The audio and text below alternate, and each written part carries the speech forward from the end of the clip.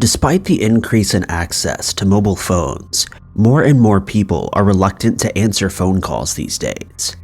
That's mostly due to the increase in spam messages or phishing scams, but it probably shouldn't be all that surprising given how many mysteries have strange phone calls or voicemails attached to them.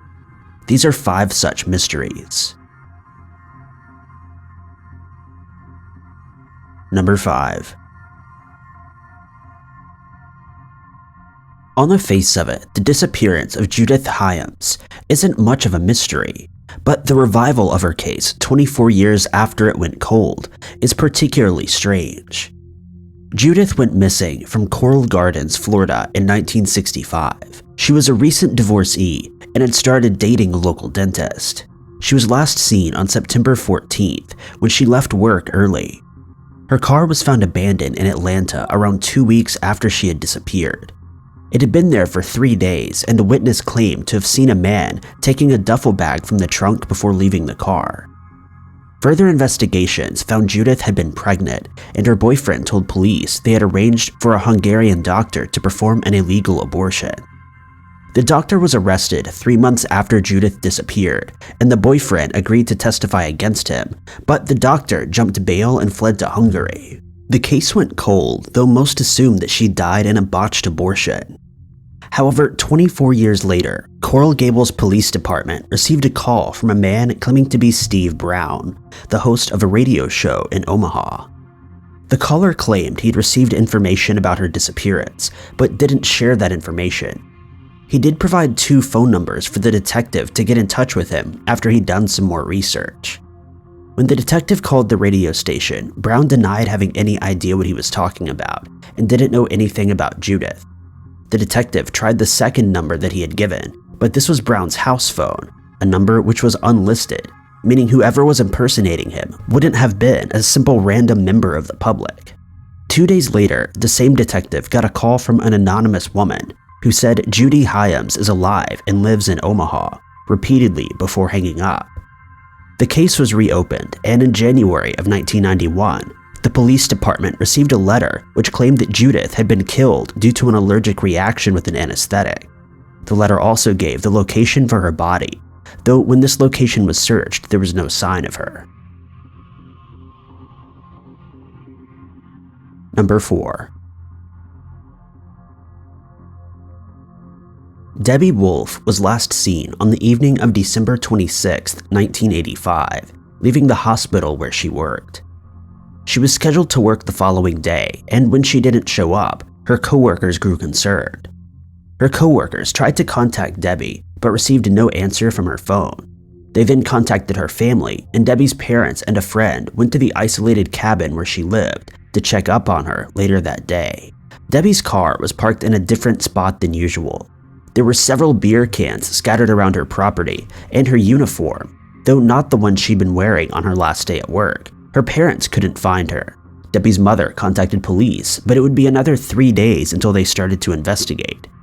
Police brought bloodhounds to search the property, but no trace of Debbie's scent could be found. They didn't bother to search the pond in Debbie's back garden, as they thought her family would have already done so. On January 1st, Debbie's mother hired divers to search the pond. One diver, a man named Kevin Gorton, spotted footprints and drag marks along the bottom.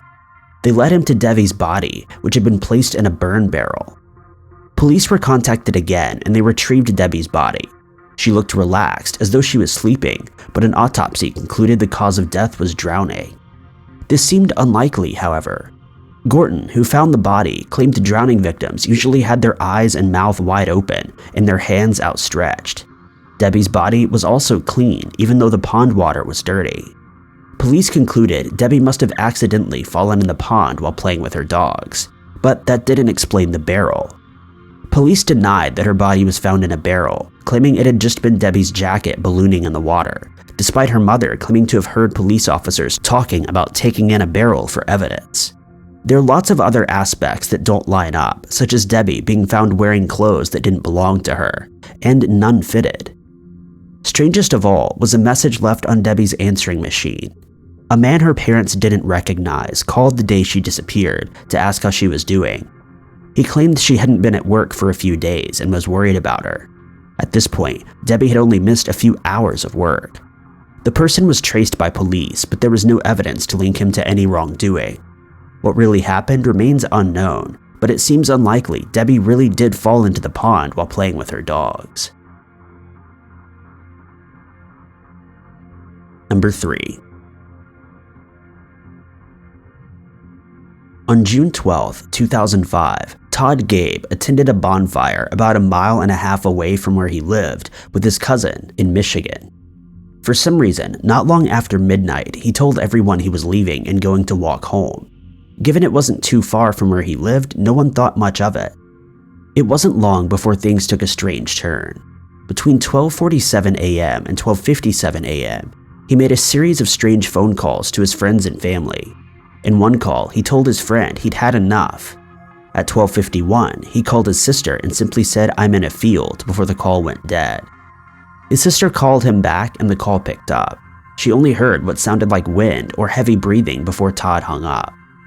Todd's phone was used twice more to call his sister, but she missed the calls. Todd was reported missing, and the area where he was last seen was searched 3 separate times. 1,500 police and volunteers thoroughly searched the area, including a pond and the road it was believed he had walked down. There were no signs of him. 3 weeks later, after Todd had gone missing, his body was found. It appeared as if he was standing upright in the same pond that had already been searched, his head and shoulders sticking out of the water. It would have been impossible for rescue workers to have missed him. At first, his death was ruled an accidental drowning, which his family didn't believe. 4 years later, another doctor reviewed the autopsy and discovered Todd could not have been drowned. There was no water in his lungs. Furthermore, it was determined Todd had only been dead for a maximum of 5 days when he was found, and must have been alive for at least 2 weeks after the search. What really happened to Todd remains unknown. Some have suggested he was drugged, as 2 different antidepressants were found in his system, neither of which were prescribed to him. Others have suggested he was a victim of the supposed smiley face killer, though it's not clear if there was anything found near the body to suggest this was the case.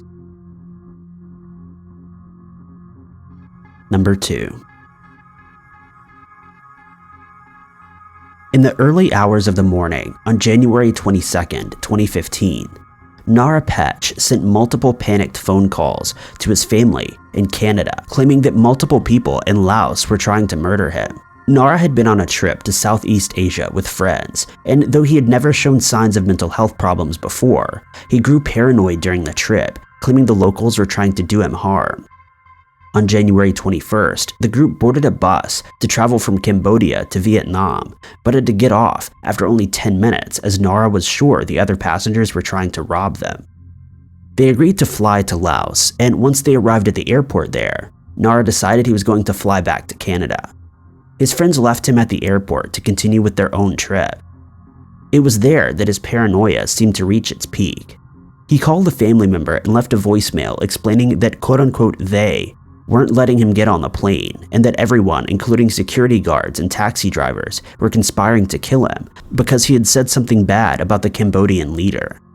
According to authorities, Nara became violent, smashing the windows of a restaurant. Security tried to detain him, but he took his own life. He was pronounced dead at the scene at 3 a.m. local time.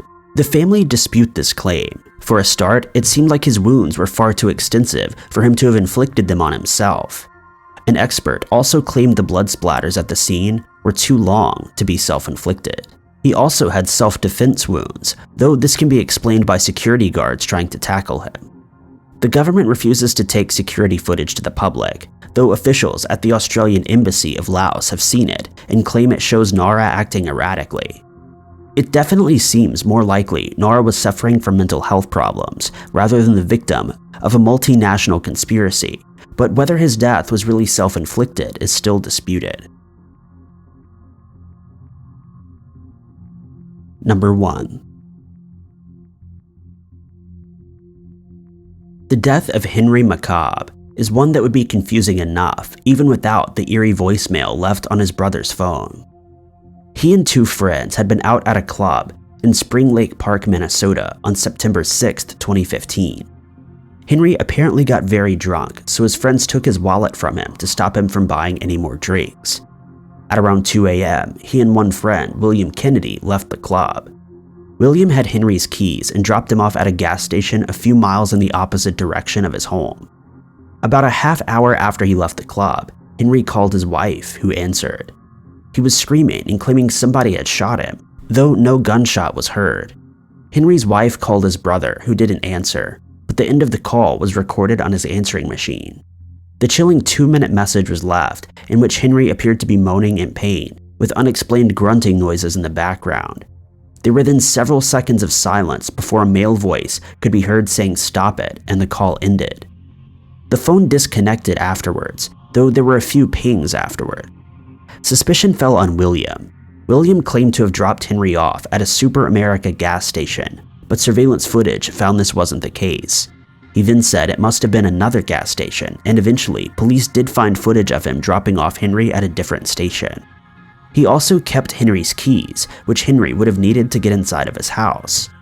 It's possible this was an oversight, and one theory suggests that William had meant to drop Henry off at a gas station much closer to his home, but took wrong directions.